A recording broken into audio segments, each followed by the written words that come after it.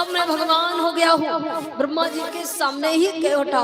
उसी क्षण श्री ब्रह्मा जी मुस्कुराए, कहा मूर्ख व्यक्ति, इस जग में जो आयो है, इस जग में जो आयो है सदा नहीं रह पाए, और विद गत की जाने नहीं, बक बक जवा चढ़ाए। विधि के विधान को किसी ने जाना नहीं है। इस संसार में जो आया है वो सदा रह नहीं सकता, एक ना एक दिन उसे जाना पड़ेगा। ब्रह्मा जी ने कहा मूर्ख व्यक्ति, सुख पाता रहा जो सदा जग में, सुख पाता रहा जो सदा जग में, उसे आखिर में दुख पाना ही पड़ा। और पछताया ना जो कभी जग में, पछताया ना जो कभी जग में, उसे अंत समय पछताना पड़ा। और कोई फूल बाग में ऐसा ना खिला, कोई फूल बाग में ऐसा ना खिला जिसे खिल के न मुरझाना पड़ा। और विध का ये अटल विधान रहा, विध का ये अटल विधान रहा, जिसे आना पड़ा उसे जाना पड़ा। ये विधि का अटल विधान है। मूर्ख व्यक्ति क्यों हंस रहा है? अब तो ब्रह्मा जी तुरंत अंतर्ध्यान हो गए। हिरण्यकश्यप वहां से चल पड़ा, लौट करके अयरज नगर में आया, राज सिंहासन पर विराजमान हुआ। तुरंत मंत्रियों को आदेश दिया, भाटों को बुला दो, ढोल पटवा दो, पूरे नगर में ऐलान करा दो, आज के बाद मेरे नगर में कोई भी नारायण का नाम नहीं लेगा। हवन यज्ञ इत्यादि बंद हो जाएंगे, पूजा होगी तो केवल हिरण्यकश्यप के। मंत्रियों ने वही किया, तुरंत भाटों को बुला करके ढोल पटवा दी। पूरे नगर में ये ऐलान करा दिया गया, आज के बाद नगर में नारायण की पूजा होना बंद हो जाएगी। अब पूजा केवल हिरण्यकश्यप की होगी, यानी नगर के राजा की ही पूजा होगी। नगर की प्रजा ने जब सुना तो सारी प्रजा बेचारी अत्यंत दुखी हो गई। नगर का राजा ही दुराचारी अत्याचारी है, तो प्रजा बेचारी क्या करे?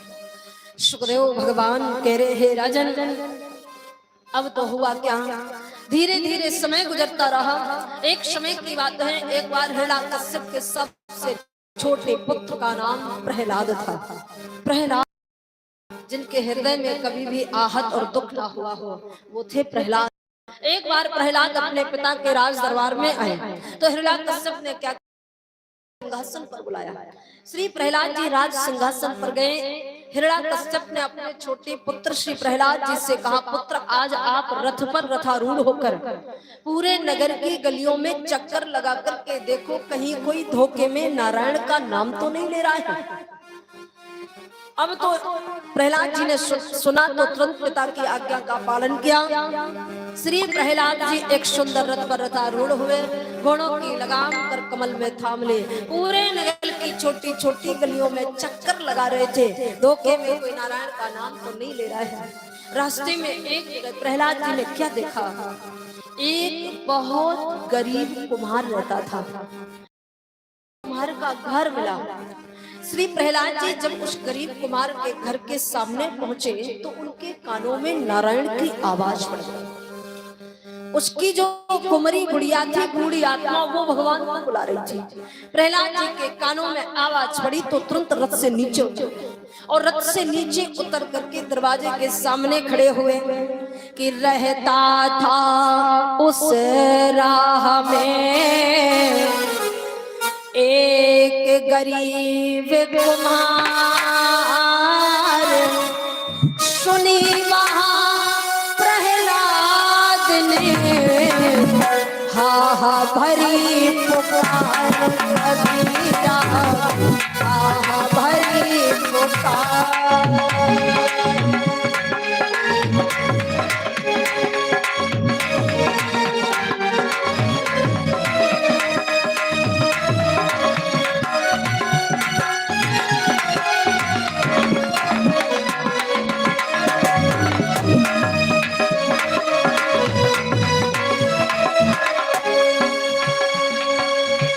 रहता था उस राह में एक गरीब कुमार, सुनी वहाँ प्रहलाद ने हा हा भरी पुकार कबीरा, हा हा भरी पुकार।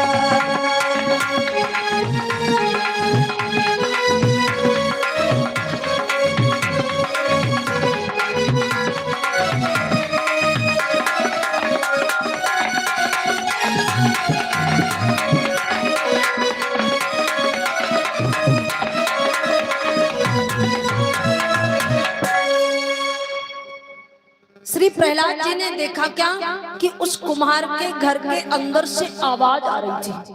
आवाज क्या आ रही थी कि जो कुम्हार की कुमरी बिया थी, बूढ़ी आत्मा भगवान को बुला रही थी।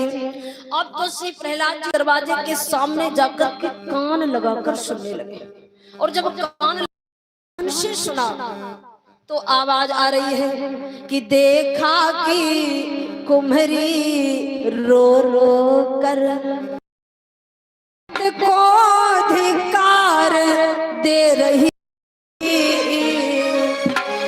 और कुछ मांग मांगती जाती थी, ईश्वर का नाम ले रही थी, कुछ मांग मांगती।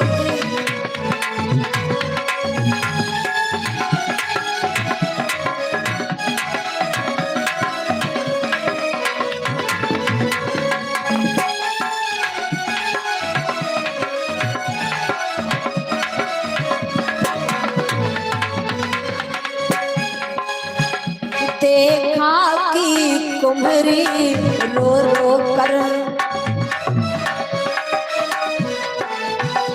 खुद को अधिकार दे रही थी, कुछ मांग मांगती जाती थी, ईश्वर का नाम ले रही थी, कुछ मांग मांगती।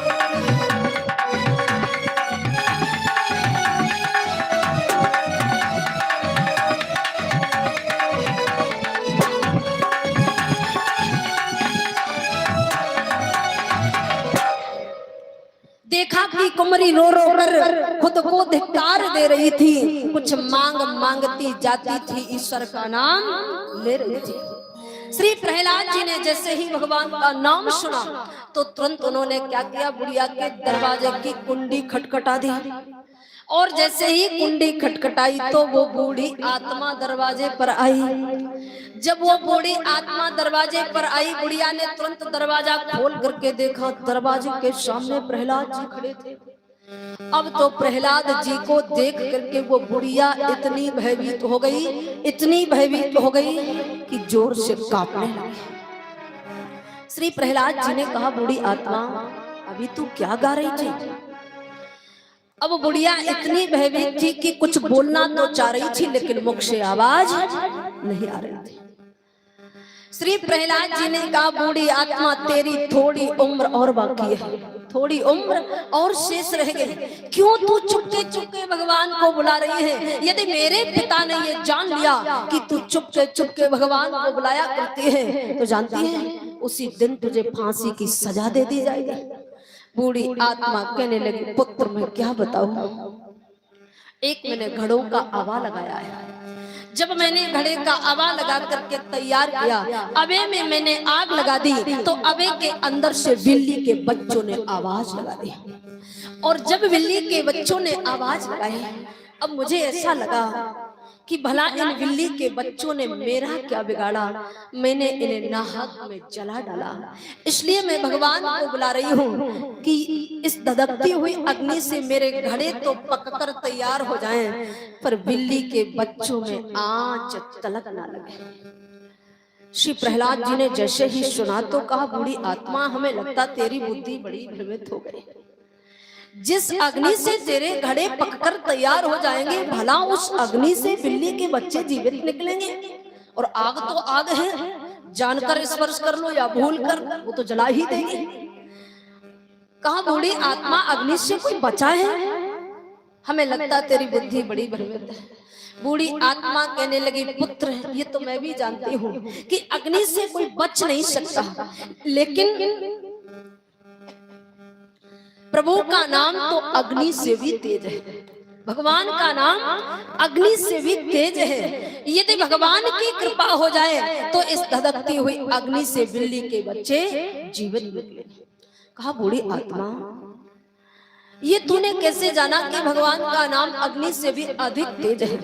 बूढ़ी आत्मा कहने लगी कि मैंने विद्युत विद्वानों के मुखारबिंद से ये सुना है कि प्रभु का नाम अग्नि से भी अधिक तेज होता है, इसका मतलब है बुढ़िया तूने अपने राम को कहीं ना कहीं देखा है। बूढ़ी आत्मा कहने लगी पुत्र देखा तो नहीं है, लेकिन मैं इतना जानती हूँ, लोगों ने कहा है कि बिन पग चले सुने बिन काना, और कर विद कर्म करें विद नाना। अगर भगवान को हम बुलाएंगे